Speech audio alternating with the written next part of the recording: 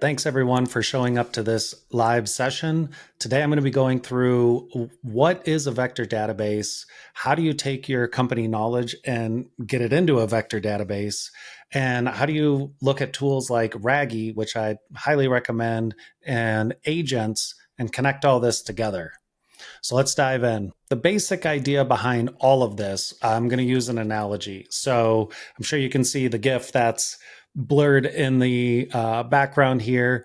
But the idea is imagine you have just this huge toy box. You've got tons of different toys, and you want to write a program that helps you find similar toys to your favorite teddy bear. Instead of going through each individual toy, which obviously would take forever, imagine you would have like a magical helper that can instantly find all the related toys.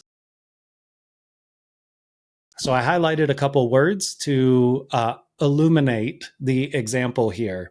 So you might have your magical helper go and find other stuffed animals and look at attributes that are soft and things that are brown. So instead of going through one by one and saying, well, what are these? Are they stuffed animals? Are they soft? Are they brown? You can actually go in and immediately pull all these things out. So a vector database is this kind of magical helper where when you put data in, it starts categorizing all of that stuff automatically and creates the relationships between the attributes of the data that's going in. All right, so here's how it works. Vectors are like fingerprints. So every bit of information going into the database becomes its own unique piece of information. It gets its own special number. It gets a related value to the other items in there, and it starts creating patterns. These patterns are the vectors. And what does the database actually do? Well, it stores all of these vectors so that we can very quickly query it, just like a normal database that we're all used to, and find information that has the similar patterns. So if you were to quote unquote chat with this vector database, which I'm going to get there in a second in this presentation, you might say, hey, tell me about dogs. And it's going to go to the database and it's going to find information about things related to dogs. Now, this is a very generic query. So, we're going to have an AI layer in here. That AI layer is going to start thinking about things like, well, puppies or dog breeds or pet care. And it's going to find related documents and related snippets of information in the database related to those things because it knows that it's related to dogs. And it may even find information and assets and documents that don't even contain the word dogs, but it's related. Ragie is a tool that I absolutely love. I've tried a whole number of tools. Basically, we're in the realm of RAG, retrieval augmented generation. Essentially, that's where it's getting its name from. But Ragie is the one tool that I've worked in. I'm not sponsored by Ragie or anything like that yet. Reach out, Ragie. But it's a vector database as a service. So it really takes the pain out of setting all this up and makes it all this data accessible through an API call, so you can get right at the information, you can get right at the vectors, just like you need. So without a tool like this, you would need to go in and set up the database. You would need to choose your vector database. One of the big issues that's involved in this is that not everything stays in sync with a normal RAG or vector database. You have to have the database, then you have to write a bunch of code to say, well, what am I connecting this to? And then how do I keep it in sync? That is a huge undertaking. And it's exactly what Ragie aims to solve, or one of the things that they aim to solve. So essentially, you could manage your documents or your company's knowledge or information in things like Dropbox or Google Drive or SharePoint. And then from that, you can connect that up to Ragie, and Ragie does all the hard work behind the scenes saying, oh, I already know what I'm connecting. Oh, I see that there's an update. Cool. Let me add that update. Or I see there's a new file. Cool. Let me add this new file to the database. Or a file was deleted. Awesome. I'm going to delete that out of the database. To get this done, it would be so much work to do it manually. It's seconds with Ragie, and it syncs about every 4 hours on average from what I've seen. And it's essentially you set up the connections and you go out and once that connection is built, you have an API call that you can make.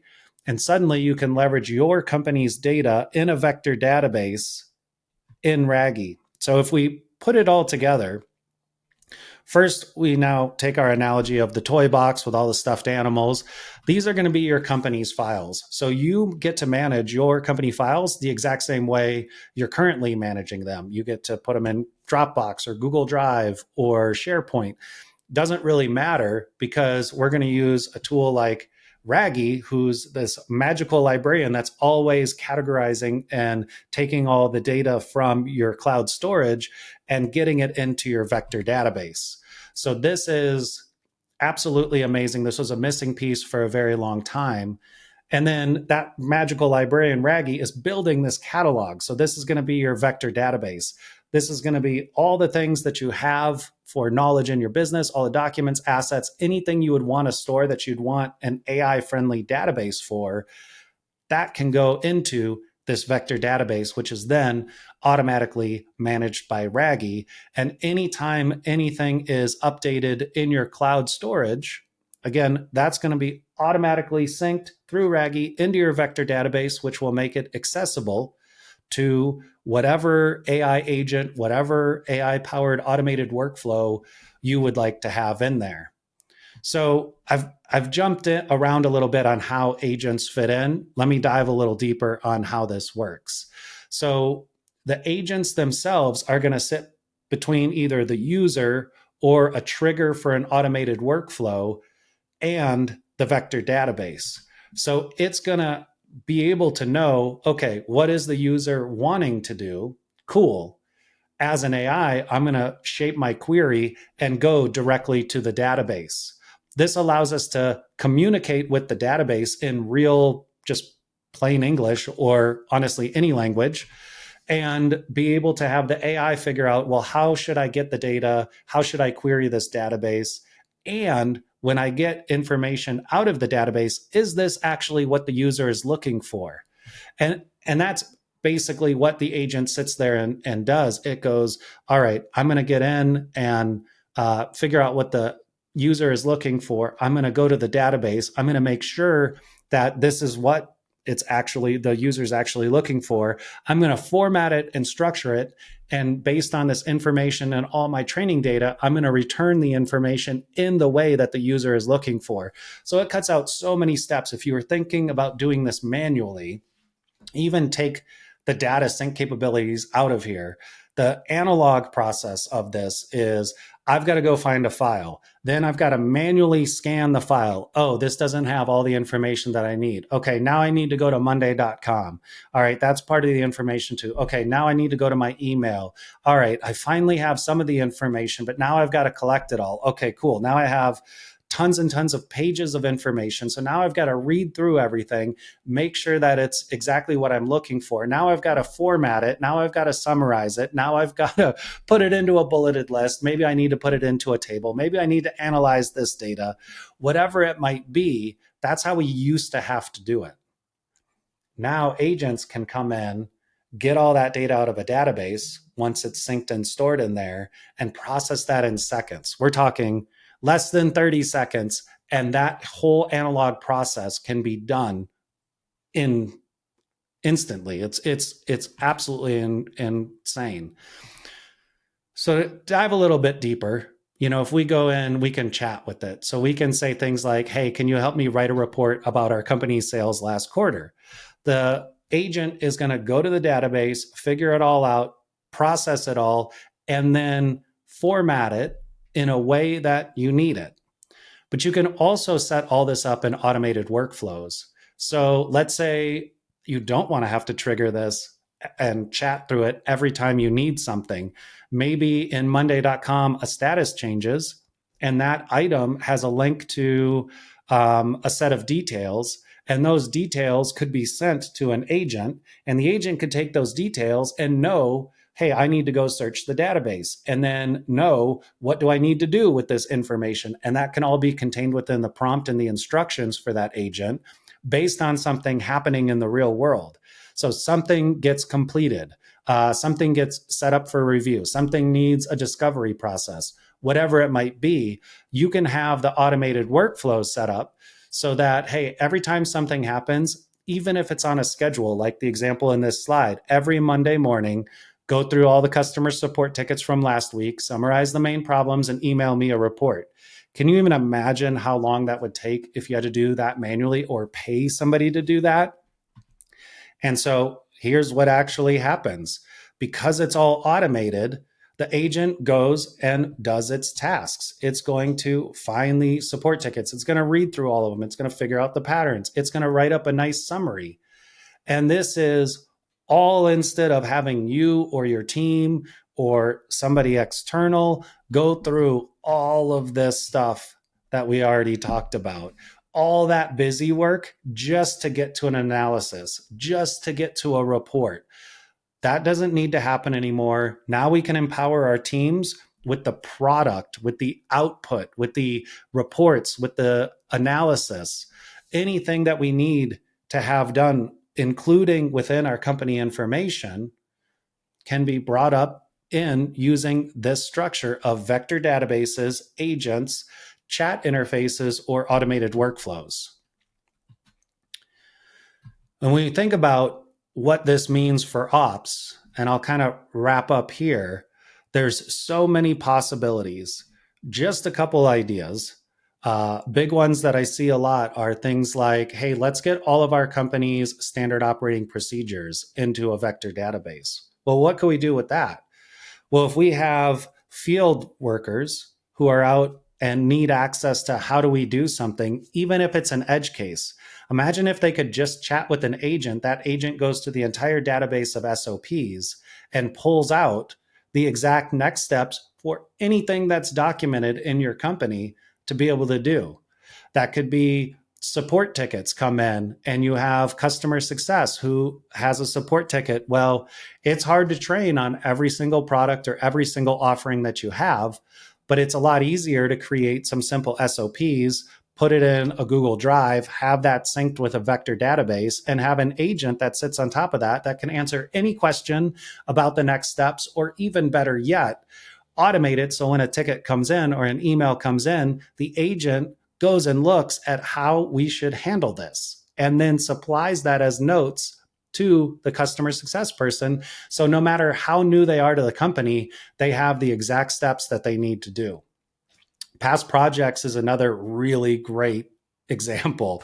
So when we talk about this with clients, a lot of times they get into this mode of, well, how do I get all this out of people's heads? And the reality is, it's not the details specifically that are in people's heads. It's the result of what we're doing for clients that are in people's heads. A good way to get it into a database is to take the result of what you produce and put that into the database. So quotes or past project summaries or project briefs, all of those are outputs that could be stored in a database. So the next time you have a new inquiry from a prospect or a new client coming on board, instead of trying to remember yourself of how have we done this in the past, or worse yet, reinventing the wheel, you can just chat with a AI agent that queries the entire database of the past projects and goes, oh, here are 3 projects that we've done similar to the one that's coming in now. Again, better yet, a query form gets filled out, a new project request form gets filled out, whatever it might be. And that automatically triggers an agent that goes to the past projects database, finds past projects, similar projects, and actually pre-writes the briefs based on what the input is from the form. That, again, I mean, there's so many things. I could do presentations on each one of these. Product specifications is another huge piece to this. So let's say you have a wide range of products that you offer. Quoting can get complicated, understanding which products fit for which clients, asking technical questions coming in on the support side. All of those things can create bottlenecks in a business because somebody has to know that. And in order to get to that somebody, there's usually a waiting list, because when it comes to the technical aspects of products, there's not everybody on every team inside your business that can answer these questions. And so this bottleneck happens because only certain people know this information. Want to get a quote out and make sure you have the information correct? Well, guess what? We've got to wait for that person to get back from vacation or get back from being sick or just got to get through their current workload. But imagine if every product specification for every product you offer is in a vector database and an AI agent could have access to it. And anybody that needs access to that information could have access to a chat interface that allows them to simply say, hey, I would like to know about this product. We can even combine these and say, hey, here are the product specifications. How, it can be technical questions. How much heat could this product sustain? Could this product be used outdoors? Is it water resistant or waterproof? What if this AI agent had access to past projects, past quotes, and product specifications and is able to put all that data together and provide a response? It would be mind blowing and probably supercharge and remove all those roadblocks from your organization and your operations as a whole. All right. The other access to this and the other way that all this works is any of these things doesn't necessarily need to be through a chat interface. If you think about the processes that you have within your business, there's a lot of triggers that can happen with a lot of data points that already exist that can be sent to that same agent that has the chat interface, but has access to the vector databases and produces outputs. So that could be items in monday.com, ClickUp, or Asana. It could be project briefs that are created. It could be all different types of assets that are automatically created based on triggers that are happening in the real world. Now, all of this can be combined, of course, but hopefully this is enough to start getting the light bulbs coming on about, okay, we have a ton of information in our business. We have all of this data stored, or maybe we need to be storing it. We have standard operating procedures, or maybe we need to write our SOPs. But either way, we no longer have to figure out how we're getting that into a database. We can store that into our cloud storage that we're already using. We can use tools like Ragie to get it into an AI-friendly database.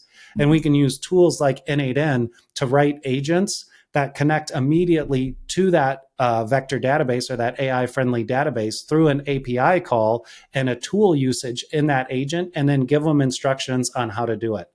Then we can set up chat interfaces or automation. And I know it sounds all confusing and that there's a lot to it. And in some workflows, it is complicated and it does take time. It can take weeks and maybe more than a month to set all this up and test and make sure it gets working.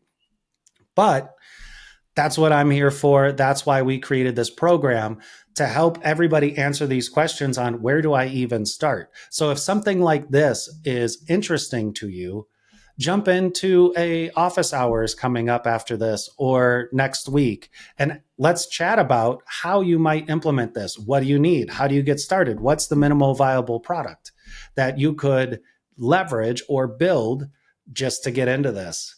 So hope to see you at the office hours. Thank you so much for joining this presentation. Talk to you soon.